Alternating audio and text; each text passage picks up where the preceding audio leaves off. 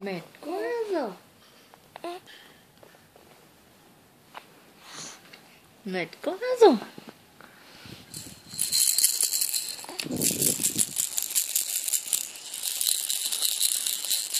Nằm thì nhai tay à. Mệt có nằm nhai tay à. Quý ơi, Quý ơi là có này. Quý này. Đây cần. Đây cần. Nào, nghỉ. Thôi để cho lên mỏi cổ đấy. Nằm nghiêng lên đi. Lên á. Tay ở mồm à. Tay ở mồm à. Mà đỡ nào không mệt à. Thôi lại nhìn đi con chó. Ôi thôi. Mệt lắm.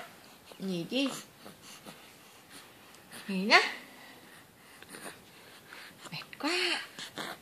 Sau khi lấy Pita mệt quá. Pita mệt quá rồi. Cho Pita nghỉ ngơi. Im. Im. Xong thấy áo. Đặt nằm đi. Đang nằm đây. Nằm hẳn xuống. Nằm hẳn xuống thì nó lại ụp nữa à.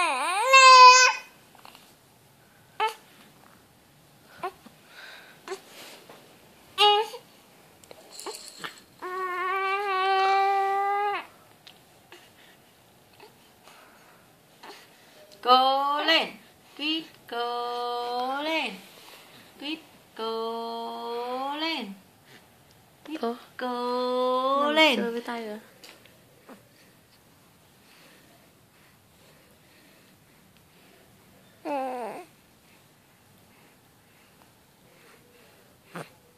Quýt đang làm gì đấy?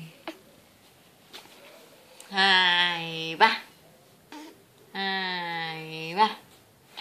Lên như lúc nãy nè. Ôi giỏi quá. Tấm lót nó trơn nó không vít được đâu. Giỏi quá. Giỏi quá chân ạ. Ôi động thường đi.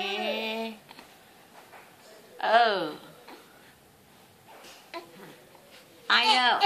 Ôi mệt quá. Mẹ lại giúp à? Mệt quá.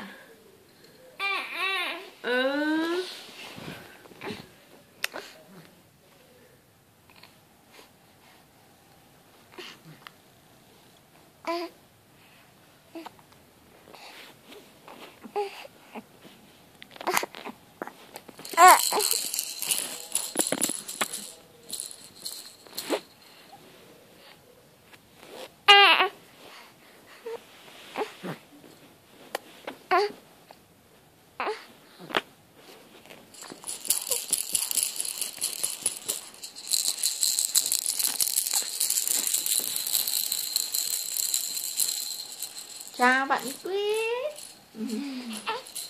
Chào bạn Quýt nào. Bạn Quýt đang làm gì đây?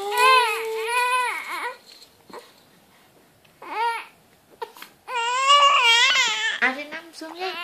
Đỡ mệt thôi.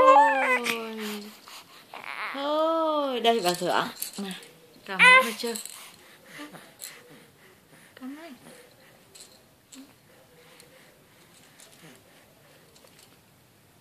Cầm 5 ngón tay đó mới chắc. Cầm 3 ngón tay nó rơi ra. 3 ngón tay ra.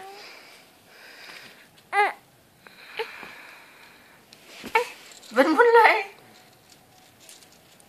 Rất giỏi. Cầm đồ chơi mà lấy giỏi. Và vào đấy lại kêu. À giỏi.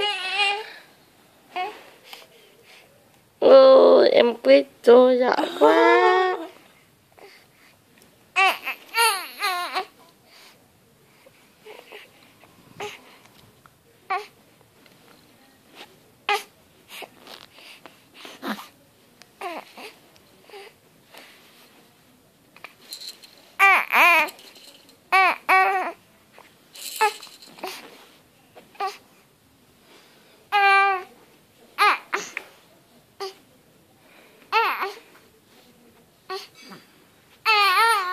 Thôi. Kẻo lại có tí cháo tí bột nào lại ra mất. Nào. Ra mất nào. Đây đây đây con này.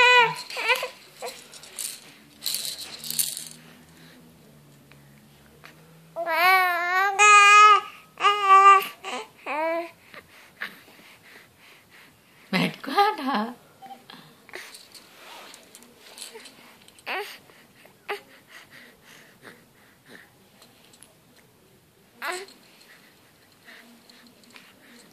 Đấy, tự thưởng cho mình rồi. Món bánh tay thật là ngon. Cho cả ngón hay sao đấy? Cả ngón vào tay lại mồm lại ngóc bây giờ.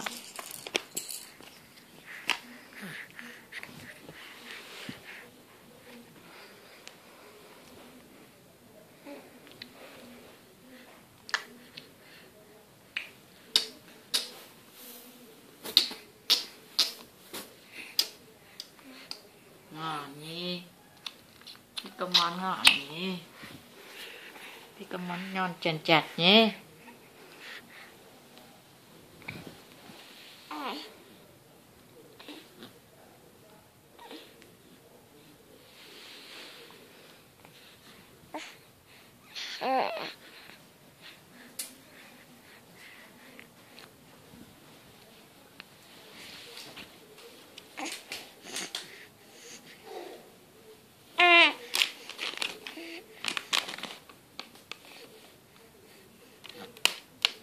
Chói mắt nữa.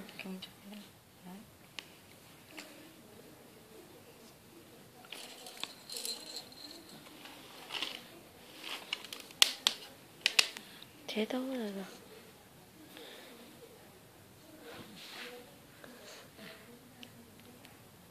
Đang nghiên cứu.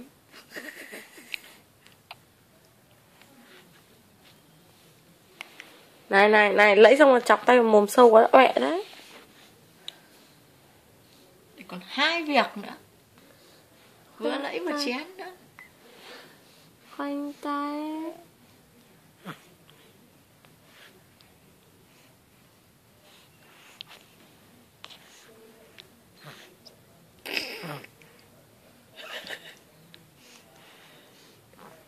Liếc nào. Bỏ tay ra khỏi mồm. Cái chỗ này cào này đòi lý đà. Bỏ phút ra cho đáy ra giường. Đây. Cho đáy ra giường.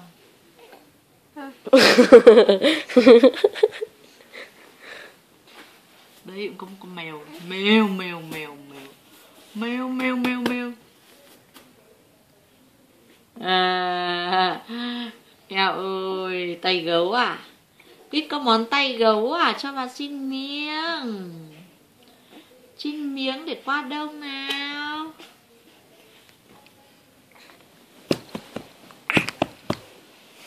Xin miếng để bà qua đông nào.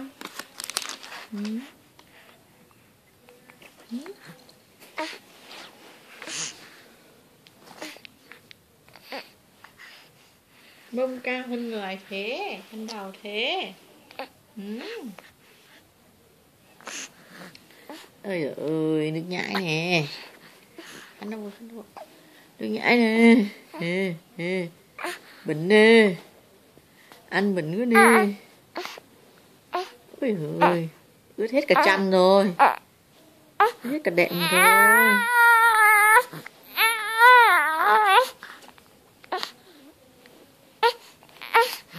Tụt. Ôi trời, thôi ạ.